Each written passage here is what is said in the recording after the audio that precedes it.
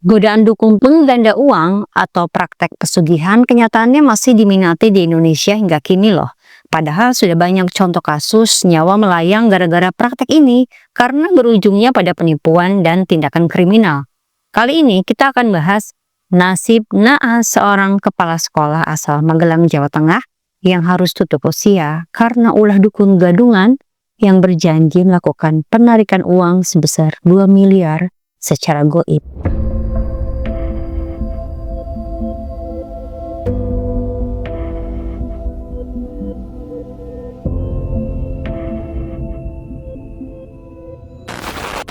Kehidupan Wahid sangat sederhana. Dia adalah pria kelahiran 1998 berasal dari Dukuh, Jero Tengah, Desa Kalirancang, Kecamatan Alian, Kabupaten Kebumen, Jawa Tengah. Wahid anak tamatan SMP yang terpaksa berhenti sekolah karena masalah biaya. Bapaknya bekerja sebagai buruh tani sedangkan ibunya adalah ibu rumah tangga. Setamat SMP, Wahid lebih memilih untuk bekerja. Dia pernah ikut bapaknya kerja sebagai buruh tani, hingga pernah jadi ojek pangkalan di sekitar kota Kebumen, pernah juga dia lakoni. Hingga di titik Wahid merasa capek ya, dan penghasilannya juga tidak sepadan, dan memutuskan untuk berhenti dulu.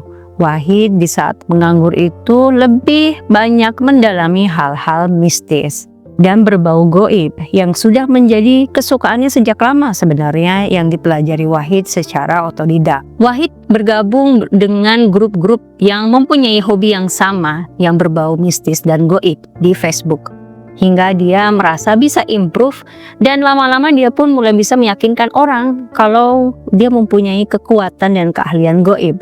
Wahid mulai berceloteh kalau dia suka mendatangi daerah keramat dan dapat wangsit melalui mimpi berupa petunjuk mendapatkan jimat berupa batu akik dari sebuah lokasi keramat. Dengan kepercayaan diri Wahid, dia mulai membuka kelas-kelas meditasi. Dia ajak warga yang sepaham untuk bermeditasi di lokasi petilasan yang ada di lereng gunung yang gak jauh dari desanya.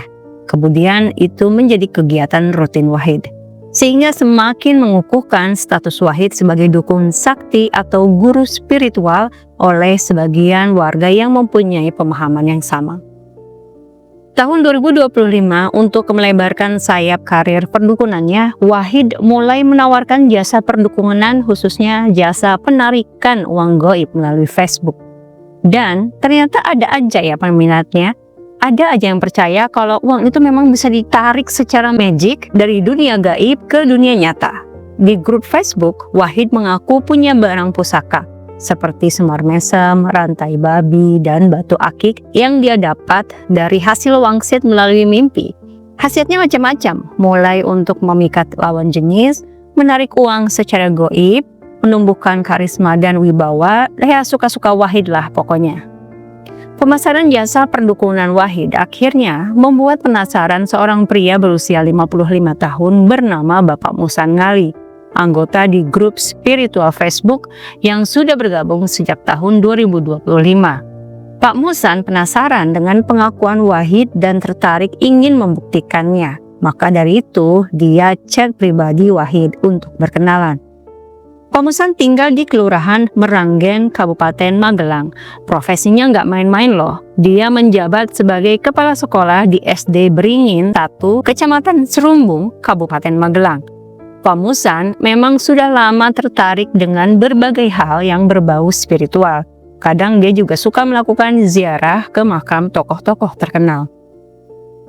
Balik lagi ke kelanjutan Pak Musan dan Wahid setelah berkenalan, Pak Musan kemudian menanyakan soal benda pusaka kepunyaan Wahid. Wahid pun langsung menjelaskan kalau dia punya rantai babi yang dia yakini bisa menarik uang secara cepat dan magis dari alam gaib ke dunia nyata, dengan cara melakukan ritual pesugihan yang bisa mendatangkan uang sebesar 2 miliar dalam semalam. Bayangkan. Tentu janji ini membuat Pak Musan tergiur kan? Dalam semalam dia bisa mendadak kaya. Mereka akhirnya sepakat melakukan ritual bersama.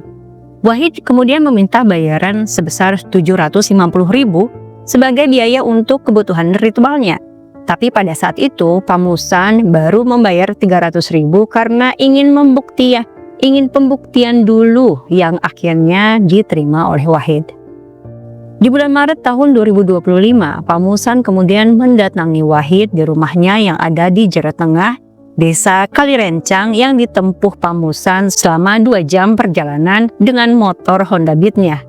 Gak pakai lama setelah mereka bertemu, mereka langsung menuju ke lokasi ritual di petilasan Pager Suruh, Desa Kambangsari, Kecamatan Alian, di Kebumen, di sebuah kawasan hutan yang tidak jauh dari rumah Wahid. Mereka menuju lokasi dengan menggunakan motor Honda Beat milik Pak Musan. Setelah sampai di lokasi, Wahid langsung mempersiapkan segalanya. Kembang, dupa, dia gelar, lalu membacakan mantra dengan khusyuk. Pak Musan menunggu, tapi lama-kelamaan Pak Musan bosan dan melihat penarikan uang goib yang dijanjikan Wahid tidak kunjung kelihatan. Ritual akhirnya dihentikan. Karena merasa gagal, Wahid banyak memberikan alasan ini dan itu yang menjadi penyebab kegagalan ritualnya. Mendengar alasan itu, Pak Musan marah-marah. Dia ngata-ngatain Wahid sebagai dukun penipu. Wahid hanya bisa diam karena memang ritualnya gagal. Tapi hati Wahid saat itu sudah sakit hati. Apalagi akhirnya mereka pulang dan Pak Musan tidak kunjung membayar sisa biaya ritual sebesar 450.000. Sementara Pak Musan memang belum mau akan membayar sisa biaya ritual sebelum ritual penarikan uang gaib itu berhasil. Pak Musan akhirnya mau memberikan Wahid kesempatan ritual kedua karena dia masih penasaran. Jadilah esoknya Pak Musan ngasih kesempatan kedua untuk kembali melakukan ritualnya lagi. Pak Musan kembali menjemput Wahid, lalu pergi ke tempat ritual dan Wahid kembali melakukan ritualnya seperti yang pertama kali. Tapi kemudian gagal lagi. Pak Musan makin kesal dan mulai mempertanyakan keaslian kemampuan Wahid. Pak Musan marah-marah lagi dan menyebut Wahid pembohong dan dukun penipu. Wahid sudah nggak bisa membalas amarah Pak Musan. Dengan berbagai alasan, Pak Musan tidak mau menerimanya. Tapi dia sudah mengaku sudah berusaha sesuai kemampuannya.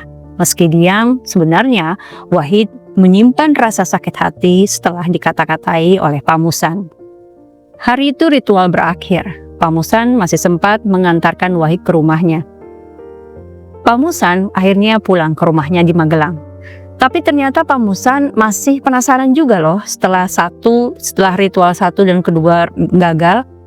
Dia masih penasaran dengan kesaktian si Wahid ini dan si rantai babi itu. Apalagi udah kebayang 2 miliar di depan mata kalau ritual itu berhasil. 14 Mei 2025, Pak Musan akhirnya menghubungi Wahid kembali untuk membahas ritualnya. Hasilnya mereka sepakat melakukan ritual ketiga. Wahid menjadwalkan ritual di tanggal 15 Mei 2025 di hari Kamis malam atau malam Jumat Pon, yang katanya menurut tanggalan Jawa itu adalah waktu yang tepat melakukan ritual. Sayangnya ya guys, Pak Musan nggak tahu kalau sebenarnya di hati Wahid itu sudah tumbuh rasa dendam dari terakhir mereka bertemu dan ketika ritual pertama, ketika Pak Musan memarahi dan mengatai Wahid sebagai dukun penipu. Wahid bertekad bahwa pada ritual ketiga ini dia akan menghabisi Pak Musan dengan cairan toksik. Di tanggal 15 Mei, tepatnya di jam 10 pagi sebelum ritual dilaksanakan, Wahid membeli potasium sianida di sebuah toko kimia yang ada di wilayah Alian Kebumen. Dia campurkan ke botol air kemasan 600 ml. Di sisi lain, di sore menjelang malam Jumat sebelum berangkat, Pak Musan pun sempat pamit ke salah satu anaknya di rumah dengan alasan dia akan pergi berziarah. Pak Musan pun berangkat menggunakan motor Honda Beat-nya. Pak Musan menjemput Wahid di rumahnya dan kemudian menuju tempat ritual di petilasan Pager Suruh, Kebumen. Tengah malam memasuki 16 Mei 2025 dengan persiapan Wahid seperti biasa. Wahid langsung melakukan ritual. Sambil bersila, dia lalu qomat kamit baca mantra sambil mendoakan sebotol air yang sebenarnya sudah dicampur cairan toksik di siang harinya. Setelah itu Wahid pun meminta Pak Musan untuk meminum air yang sudah dibacakan mantra itu dengan alasan sebagai syarat terwujudnya dan keberhasilan ritual. Pak Musan gak naruh curiga, dia langsung minum airnya sebanyak 1/4 botol. Wahid masih melanjutkan ritualnya dengan hikmat. Beberapa menit kemudian, Pak Musan yang sedang menunggu ritual mulai merasa pusing, disusul batuk-batuk, dan akhirnya dia ambruk ke tanah disertai kejang-kejang. Sedangkan Wahid saat itu tidak bereaksi apa-apa, seakan tidak memedulikan keadaan sekitar. Dia masih tetap bertapa dan berritual, sehingga 10 menit kemudian setelah Wahid merasa yakin kalau Pak Musan sudah nggak gerak lagi, dia kemudian menghentikan posisi ritualnya dan memastikan kondisi Pak Musan sudah tidak bernafas. Barulah Wahid beres-beres membersihkan TKP, dia juga mengambil kunci motor, dompet, dan HP Pak Musan dari sakunya. Wahid lalu pergi meninggalkan tubuh Pak Musan terkapar di tempat ritual dan melaju pulang menggunakan motor Honda Beat milik Pak Musan. Di perjalanan, untuk menghilangkan barang bukti, Wahid kemudian membuang dompet, botol air kemasan bekas cairan toksik itu, dan peralatan sajennya ke saluran irigasi. Sesampainya di rumah, HP Pak Musan pun Wahid reset untuk menghilangkan jejak, lalu dia gunakan HP itu untuk kebutuhan sendiri. Motor Pak Musan pun dia modif sedikit supaya nampak berbeda. Untuk sesaat memang kejahatan Wahid tidak terendus. Dia sudah merasa aman dan bisa melakukan aktivitas seperti biasa. Bahkan menggunakan motor Honda Beat Pak Musan untuk kegiatannya sehari-hari. Setelah berhari-hari Pak Musan tidak pulang, keluarga di Magelang belum menaruh curiga karena mereka tahu Pak Musan memang sering melakukan ziarah selama beberapa hari. Tapi pada 19 Mei atau sekitar 4 hari setelah kejadian penghilangan nyawa Pak Musan, di siang harinya sekitar pukul 11.45 WIB, seorang warga desa yang sedang berada di kawasan hutan petilasan Pager Suruh melihat sesuatu dari jarak 20 hingga 30 meter yang tampak tidak biasa, agak besar, yang awalnya dipikir karung beras. Yang tadinya dia sedang mencari bonsai di area tersebut, dia kemudian mendekat. Tapi anehnya, begitu ia makin mendekat, tercium bau yang tidak enak dari barang tersebut. Warga itu pun kemudian lebih memastikan lagi. Ternyata yang dia lihat itu bukan karung beras atau karung apapun, namun adalah tubuh lelaki yang sudah dalam keadaan mulai membusuk dan menghitam, menggunakan kaos berkerah abu-abu bermotif garis horizontal, celana kain hitam, serta ikat pinggang hitam dengan rajah kulit hewan di bagian dalam. Dia pun langsung lari ke desa Kembang Sari untuk melaporkan penemuannya. Warga mulai berbondong-bondong ingin memastikan kebenaran laporan tersebut. Setelah dipastikan bahwa memang benar yang ditemukan itu adalah jasad, barulah temuan tersebut dilaporkan ke pihak Polres Kebumen pada 20 Mei 2025-nya. Kepolisian Polres Kebumen langsung melakukan pengecekan di TKP. Jasad tersebut kemudian dibawa ke rumah sakit di Kebumen untuk menyelidiki dan mengevakuasi jasad melalui pengecekan sidik jari. Ternyata berdasarkan hasil sidik jari, dia adalah Bapak Musan warga Magelang. Berdasarkan data itu, polisi kemudian menghubungi keluarga. Keluarga kemudian datang ke rumah sakit dan melihat jasad tersebut. Mereka tidak menaruh rasa curiga. Mereka ikhlas dengan meninggalnya sang kepala keluarga. Malah menerima bahwa Pak Musan kemungkinan meninggal karena tersambar petir ketika berziarah ke area kawasan hutan Karangkembang itu, yang memang ada makam di sana sesuai dengan alasan Pak Musan pada tanggal 15 Mei 2025 kalau dia mau berziarah. Jadilah keluarga pun menolak proses autopsi dan almarhum Pak Musan Ngali langsung dikebumikan di tanggal 20 Mei di Desa Meranggen, Kabupaten Magelang.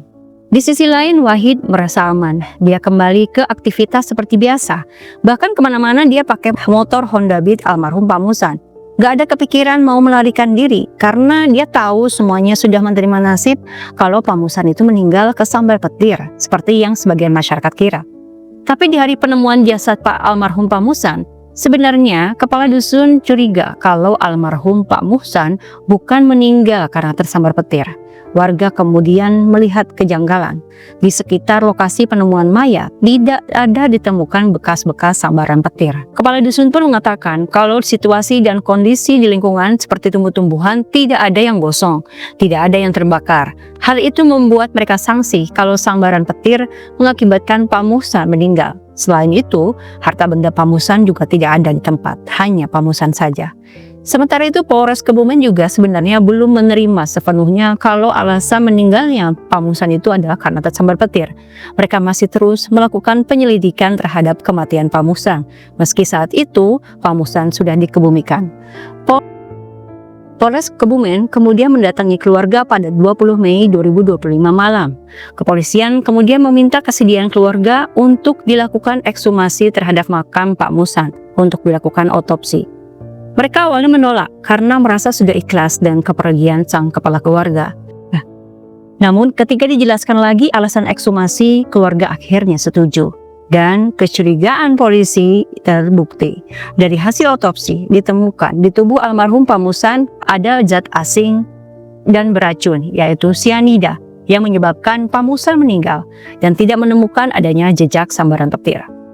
Polisi gerak cepat. Mereka kembali menyelidiki TKP di kawasan Petilasan Pagar Suruh dan menggali informasi ke warga sekitar daerah sana. Dari salah satu warga, ada yang sempat melihat almarhum Pak Musan datang ke lokasi dengan Wahid yang dikenal sebagai dukun di desa itu. Selain itu, polisi pun dapat informasi kalau beberapa hari terakhir ini Wahid sering terlihat menggunakan motor Honda Beat yang mirip dengan motor milik Pak Musan yang hilang. Dari informasi yang sudah terkumpul dan setelah diketahui alamat Wahid, mereka langsung meluncur ke kediaman Wahid di desa Kalirancang. Kurang dari 24 jam, kemudian polisi langsung mendatangi kediaman Wahid. Saat didatangi, Wahid terlihat gugup. Tidak ada persiapan menghadapi interogasi polisi yang datang begitu tiba-tiba. Saat itu Wahid belum mengaku, dia berbicara berbelit-belit. Tapi setelah polisi menginterogasi soal kepemilikan HP dan motor yang terparkir di rumah Wahid, dia tidak bisa berkata-kata lagi. Dan akhirnya Wahid harus pasrah digelandang ke kantor Polres Kebumen. Di kantor polisi, Wahid diperiksa lebih lanjut. Wahid pun sudah tidak mempunyai pilihan lain selain mengakui dan menceritakan semuanya. Kalau dia sudah menghabisi nyawa Pak Musan, dan soal ritual-ritual dan rasa sakit hatinya dikatain sama almarhum Pak Musan karena dia sudah gagal mengabulkan pesugihan untuk menarik uang goib senilai 2 miliar. Wahid harus menerima konsekuensi perbuatannya dengan dijerat pasal 340 KUHP dan terancam dengan hukuman yang berat, yaitu hukuman mati atau penjara seumur hidup karena dia sudah melakukan perencanaan penghilangan nyawa. Berkat kejelian kepala dusun dan kerjasama yang baik dengan Polres Kebumen, akhirnya Pak Musan mendapat keadilan dan keluarga juga bisa bernafas lega karena si Algojo sudah tertangkap. Ternyata meski di zaman yang sudah maju ini, masih ada aja yang percaya dukun yang bisa menggandakan uang atau menarik uang goib. Korbannya juga tidak tanggung-tanggung ya, bukan dari kalangan masyarakat kelas bawah saja, melainkan dari seorang pendidik yang harusnya bisa berpikir secara rasional. Dari banyak kasus pesugihan, ritual pesugihan yang diharapkan membawa kekayaan justru menjadi tragedi mematikan. Semoga video ini menjadi pencerahan bagi kalian yang masih percaya hal-hal seperti ini, agar tidak terkecoh dengan janji manis orang yang mengaku sakti, apalagi bisa menggandakan uang berpuluh-puluh, beratus-ratus kali lipat. Karena itu gak akan terjadi kecuali kalian kerja keras atau jual sawah keluarga. Balik lagi nanti di video simak. Jangan lupa like, comment, dan subscribe. Bye!